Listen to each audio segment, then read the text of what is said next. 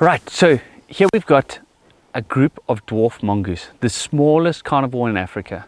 These little guys will move around, they'll kill everything from little insects all the way through to snakes and scorpions.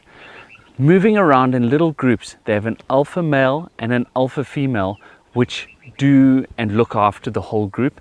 And what's fascinating is in this termite mound where their heads keep popping up and down, in the mornings they will, even if they sleep in a little bit late, they have a relationship with a bird called a yellow-billed hornbill, sometimes known as Zazu from the Lion King. And if these guys have overslept, what these guys will do is the hornbills will come onto the mound and chirp and say, "Hey, wake up, get up, we need to get moving." And at that point, the big alpha male will stand outside the hole.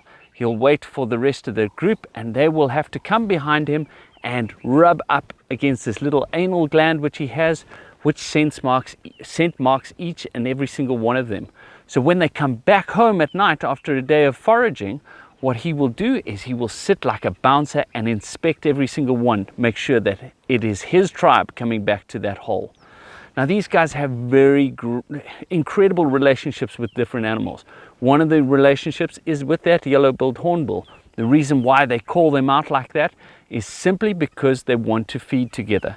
As the mongoose move through the grass, they disturb insects and the hornbills get to catch things, and vice versa.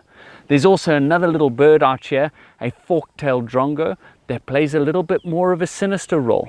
And he's learned the language of these guys, and what he will do is he will wait until one of these little guys catches an insect or something he wants to eat, and he will give an alarm call, sending all of these mongoose scattering around, and he will then swoop in and steal that from them.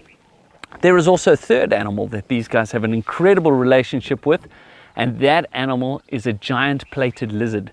Now this giant plated lizard will live inside the mounds and move from mound to mound as these guys move their home, and he eats all of their feces, getting nutrients from the exoskeletons and cleaning up their home. So there's this beautiful symbiotic relationship. So one little predator, one little carnivore has so many relationships and so many different links throughout this ecosystem. How can one not love this cute little face?